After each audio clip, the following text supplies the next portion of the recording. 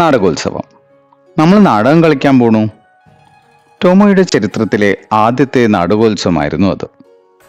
ഉച്ചഭക്ഷണ വേളയിലെ പ്രസംഗ പരിപാടികൾ അപ്പോഴും മുടങ്ങാതെ നടക്കുന്നുണ്ട്. പക്ഷേ ഒരു നാടകം കളിക്കുക എന്നാൽ ചില്ലറ കാര്യമാണോ? ഒന്ന് സങ്കല്പിച്ചു നോക്കൂ. ഇട്ടാവട്ടം പോലെയുള്ള ഒരു സ്റ്റേജിൽ അതിൽ തന്നെ മാസ്റ്ററുടെ കൂറ്റൻ പിയാനോയുമുണ്ട്. നാടകം അരങ്ങേറുക, ആളുകളെ ക്ഷണിച്ചു വരുത്തി അത് കാണിക്കുക. കുട്ടികളിൽ ആരും തന്നെ ഇന്നേ വരെ ഒരു നാടകം കണ്ടിട്ടില്ല, ടോട്ടോ ചാൻ പോലും. അവൾ ആകെ തിയേറ്ററിൽ കയറിയിട്ടുള്ളത് ഒരേ ഒരു തവണ മാത്രം, അരയന്നെ പോയിക്ക് കാണാൻ. ഏതായാലും പരിചയക്കുറവൊന്നും അവരെ അലട്ടിയില്ല. വർഷാന്ത്യത്തിലെ കലാപരിപാടിയാണ്, അസ്സലായിരിക്കണം. ഏതുതരം കഥയാണ് വേണ്ടത്? അവർ കൂലങ്കഷമായി ചിന്തിച്ചു. കഞ്ചിഞ്ചോ അഥവാ ധനശേഖരണ വിജ്ഞാപനം എന്ന നാടകമാണ് 3ാം ക്ലാസ്സുകാർ തെരഞ്ഞെടുത്തത്. അതൊരു പ്രസിദ്ധ കബൂക്കി കൃതിയാണ്.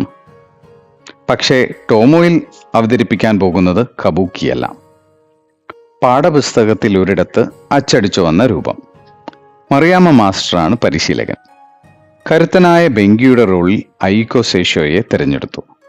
കഥാപാത്രത്തിനൊത്ത പൊക്കവും വണ്ണവും ഉണ്ടായിരുന്നു അവൾക്ക്. ഒരു കടുപ്പക്കാരന്റെ മട്ടും കനത്ത ശബ്ദവുമുള്ള അമാദേരയാണ് കമാൻഡർ തെഗോഷിയുടെ റോളിൽ. ഇനിയുള്ള പ്രധാന കഥാപാത്രം മഹാനായ യോഷിത്സുനെയാണ്. നാടകത്തിലുടനീളം ഒരു ചുമട്ടുകാരനായി വേഷം മാറി വരുന്ന മഹാനായ യോഷിത്സുനെയായി ടോട്ടോ ചാനെ നിശ്ചയിച്ചു. മറ്റുള്ള നടീനടന്മാരെല്ലാം സഞ്ചാരികളായ ബുദ്ധഭിക്ഷുകൾ. റിഹേഴ്സൽ തുടങ്ങുന്നതിന് മുൻപ് തന്നെ എല്ലാവരും ഡയലോഗുകൾ മനഃപ്പാടമാക്കേണ്ടതുണ്ടായിരുന്നു. പക്ഷേ ടോട്ടോ ചാനും ബുദ്ധഭിക്ഷുകൾക്കും പരമസുഖം. കാരണം അവർക്ക് ഡയലോഗേ ഇല്ല. ബുദ്ധഭിക്ഷുകൾക്ക് ആകെയുള്ള ജോലി മുഴുവൻ സമയവും മിണ്ടാതെ നിൽക്കലാണ്. മഹാനായ യോഷിത്സുനെയാണെങ്കിൽ എല്ലായ്പ്പോഴും വലിയൊരു പനമ്പ് തൊപ്പിക്കൊണ്ട് മുഖം മറച്ച് മുട്ടുകാലിൽ നിന്നാൽ മാത്രം മതി. ബെങ്കി യഥാർത്ഥത്തിൽ യോഷിത്സുനെയുടെ ഭൃത്യനാണ്. പക്ഷേ ക്ഷേത്ര പുനരുദ്ധാരണത്തിനു ധനം ശേഖരിക്കുന്ന ധർമ്മസംഘമായി ചമഞ്ഞ് അതാക്ക ചെക്ക് പോസ്റ്റ് കടക്കാനുള്ള ഗൂഢശ്രമത്തിനിടയിൽ കൗശലപ്രയോഗം എന്ന നിലയ്ക്ക് അയാൾക്ക് തൻ്റെ യജമാനനെ മർദ്ദിക്കുകയും ശാസിക്കുകയും ചെയ്യേണ്ടി വരുന്നു. ഐക്കോ സേഷോ അവതരിപ്പിക്കുന്ന ബെങ്കി ഒരു ഉഷിറൻ റോളാണ്. കള്ളി വെളിച്ചത്താവാതിരിക്കാൻ വേണ്ടി കമാൻഡർ തെഗോഷിയുമായി നടത്തുന്ന സമർത്ഥമായ വാചകപ്പയറ്റുകൾക്ക് പുറമെ ബെങ്കിയുടെ ആവേശകരമായ ഒരു പ്രമാണ വായന കൂടിയുണ്ട് നാടകത്തിൽ. ധനശേഖരണ വിജ്ഞാപനം വായിക്കാൻ കമാൻഡർ ആജ്ഞാപിക്കുന്ന ഉടൻ തന്നെ ശൂന്യമായ ഓലച്ചുരുൾ നിവർത്തി ഇല്ലായ്മയിൽ നിന്നും നിമിഷ നേരം കൊണ്ട് പടച്ചെടുത്ത വിജ്ഞാപനം പൊടിപൊടിക്കുകയായി. അതും മതാചാര പ്രകാരമുള്ള കടുകട്ടി ഗീർവാണത്തിൽ. പ്രഥമമായി ഏവരും അറിയേണ്ടതെന്തെന്നാൽ തെതായിജി എന്ന നാമധേയത്താൽ വിഖ്യാതമായ ബുദ്ധവിഹാരത്തിൻ്റെ പുനർനിർമ്മാണ പ്രക്രിയയിലേക്കായി കൊണ്ട് എന്നിങ്ങനെ. ഐക്കോ സേഷോ എല്ലാ ദിവസവും പ്രമാണം ഉരുവിട്ട് പഠിച്ചു. പ്രഥമമായി ഏവരും അറിയേണ്ടതെന്തെന്നാൽ തൊഗാഷിക്കുമുണ്ടായിരുന്നു തട്ടുപൊളിപ്പൻ ഡയലോഗുകൾ, ബെങ്കിയുടെ വാദമുഖങ്ങളെ ഖണ്ഡിച്ചുകൊണ്ടുള്ള കർക്കശമായ വാചകങ്ങൾ. അതൊക്കെ ഓർത്തു വയ്ക്കാൻ അമാദേര നന്നേ വിഷമിച്ചു. ഒടുവിൽ റിഹേഴ്സലിന്റെ ആരംഭമായി. തൊഗാഷിയും ബെങ്കിയും മുഖത്തോട് മുഖം നോക്കി നിന്നു. ഭിക്ഷുകൾ ബെങ്കിയുടെ പുറകിലായി സ്ഥാനമുറപ്പിച്ചു. മുഖമാസകലം മറച്ച് മുട്ടുകുത്തി പ്രച്ഛന്നവേഷത്തിലുള്ള യോഷിത്സുനെയായി ടോട്ടോ ചാനുമുണ്ട് രംഗത്ത്. പക്ഷേ ഈ നിരന്തരമായ കുത്തിരിപ്പും മറ്റുമൊക്കെ എന്തിനു വേണ്ടിയാണെന്ന് ടോട്ടോ ചാന് ഒരു രൂപവും ഉണ്ടായിരുന്നില്ല. ബെങ്കി ഇടയ്ക്കിടെ മഹാനായ യോഷിത്സുനെയെ നീളൻ വടി കൊണ്ട് തോണ്ടുകയും അടിക്കുകയും ഒക്കെ ചെയ്യുന്നതിൻ്റെ യുക്തി അവൾക്ക് എത്ര ആലോചിച്ചിട്ടും പിടികിട്ടിയില്ല. യോഷിത്സുനെയും പ്രത്യാക്രമണം ആരംഭിച്ചു. അവൾ ഐക്കോ സേഷോയുടെ കാലിൽ തൊഴിക്കുകയും മാന്തുകയും ചെയ്തു. പാവം ഐക്കോ സേഷോ കരയാൻ തുടങ്ങി.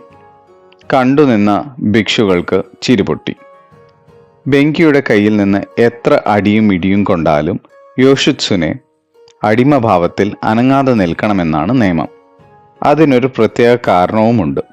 അതായത് ധർമ്മസംഘത്തിന്റെ സത്യം മനസ്സിലാക്കുന്ന വേളയിൽ സ്വന്തം യജമാനനെ ഇങ്ങനെ അപമാനിക്കേണ്ട ഗതികേടിലെത്തിയ ബെങ്കിയുടെ വേദന കമാൻഡർ തെഗോഷിയിൽ അഗാധമായ മതിപ്പുളവാക്കുന്നു.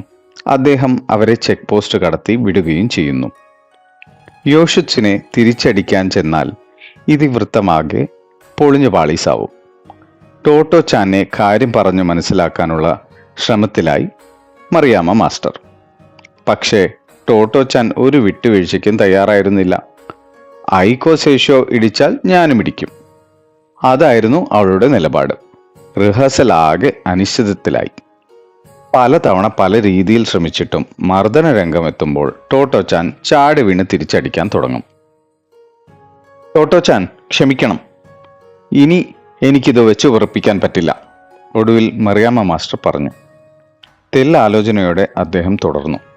യോഷിത്സുനെയുടെ ഭാഗം നമ്മുടെ താഴ്ചാനെ കൊണ്ട് അഭിനയിപ്പിച്ചാലോ? അതാ നന്ന്. അവൾ ആശ്വാസപൂർവ്വം ഒഴിഞ്ഞുകൊടുത്തു. എപ്പോഴും ഇടിയും തൊഴിയും കിട്ടുന്ന കഥാപാത്രമായി തുടരാൻ അവൾ ഇഷ്ടപ്പെട്ടിരുന്നില്ല എന്നതാണ് വാസ്തവം. ടോട്ടോ, നിനക്ക് ഭിക്ഷുവാകാൻ സമ്മതമാണോ? മറിയാമ്മ മാസ്റ്റർ ചോദിച്ചു. അങ്ങനെ ടോട്ടോ ചാൻ ഭിക്ഷുവായി, മറ്റെല്ലാ ഭിക്ഷുക്കൾക്കും പുറകിൽ. ഇനി മുതൽ കാര്യങ്ങളെല്ലാം ഭംഗിയായി നീങ്ങുമെന്ന് മറിയാമ്മ മാസ്റ്റർ മാത്രമല്ല, കുട്ടികളും വിചാരിച്ചു. പക്ഷെ കണക്കുകൂട്ടലുകൾ അപ്പാടെ തെറ്റി. ഭിക്ഷുവിന്റെ നീളൻ ഊന്നൻ വടിയും കൊടുത്ത് ടോട്ടോ ചാനെ അങ്ങനെ നിർത്താൻ പറ്റില്ലെന്നായി. കുറ്റി നാട്ടിയതുപോലെ ഒരേ നിൽപ്പ് നിന്ന് വല്ലാതെ ബോറടിച്ചപ്പോൾ അവൾ കയ്യിലിരുന്ന വടി കൊണ്ട് തൊട്ടടുത്ത ഭിക്ഷുവിന്റെ കാലിൽ കുത്താനും തോണ്ടാനും തുടങ്ങി. മറ്റൊരു ഭിക്ഷുവിന്റെ കക്ഷത്തിൽ കിക്കിളിയാക്കി. ഇടയ്ക്കിടെ വടിയുയർത്തി വായുവിൽ ചില സംഗീത പരിപാടികൾ സംവിധാനം ചെയ്യുക പോലും ചെയ്തു. അതാകട്ടെ സമീപത്ത് നിന്ന ഭിക്ഷുക്കളെ മാത്രമല്ല, രംഗത്ത് ചൂടുപിടിച്ച അഭിനയത്തിലായിരുന്ന ബെങ്കി തൊഗാഷിമാരെയും സാരമായ അപകടത്തിൽപ്പെടുത്തി. അങ്ങനെ അന്തിമമായി ഭിക്ഷുവിന്റെ റോളിൽ നിന്നുകൂടി അവൾ പുറത്താക്കപ്പെട്ടു. യോഷിത്സുനെയായി താഴ്ചാൻ പരിശീലനം ആരംഭിച്ചു. സധൈര്യം പല്ലു കടിച്ചു പിടിച്ച് നാനാവിധമായ ഇടിയും തൊഴിയും അവൻ ഏറ്റുവാങ്ങി. കാണികൾ തീർച്ചയായും അവനോട് സഹതപിക്കാതിരിക്കില്ല. അത്രയേറെ സ്വാഭാവികമായിരുന്നു അവന്റെ പ്രകടനം. അങ്ങനെ ടോട്ടോ ചാന്റെ അഭാവത്തിൽ റിഹേഴ്സൽ അനായാസം പുരോഗമിക്കുകയായി. കൊച്ചു ടോട്ടോ പുറത്തിറങ്ങി ഒറ്റയ്ക്ക് സ്കൂൾ മൈതാനത്തിലേക്ക് നടന്നു. ഷൂ ഊരിക്കളഞ്ഞ് ഒരു ടോട്ടോ ചാൻ ബാലെ വികസിപ്പിച്ചെടുക്കാനുള്ള ശ്രമം ആരംഭിച്ചു. സ്വന്തം ഭാവനയ്ക്കനുസരിച്ച്, മനോധർമ്മമനുസരിച്ച് നൃത്തം ചെയ്യുക ആഹ്ലാദമായിരുന്നു. ചിലപ്പോൾ അവൾ അരയന്നമായി, മറ്റു ചിലപ്പോൾ കാറ്റായി, ഇനിയൊരിക്കൽ ഏതോ വിചിത്ര രൂപിയായി, പിന്നെ മരമായി.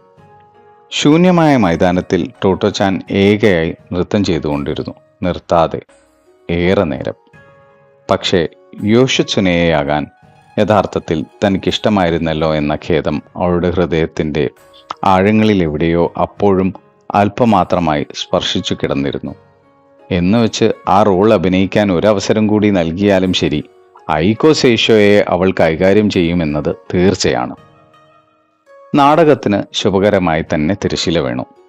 ഏതായാലും ടോമോയിൽ ആദ്യത്തേതും അവസാനത്തേതുമായ ആ നാടകോത്സവത്തിൽ വേഷമണിയാൻ ടോട്ടോ ചാന് കഴിയാതെ പോയി.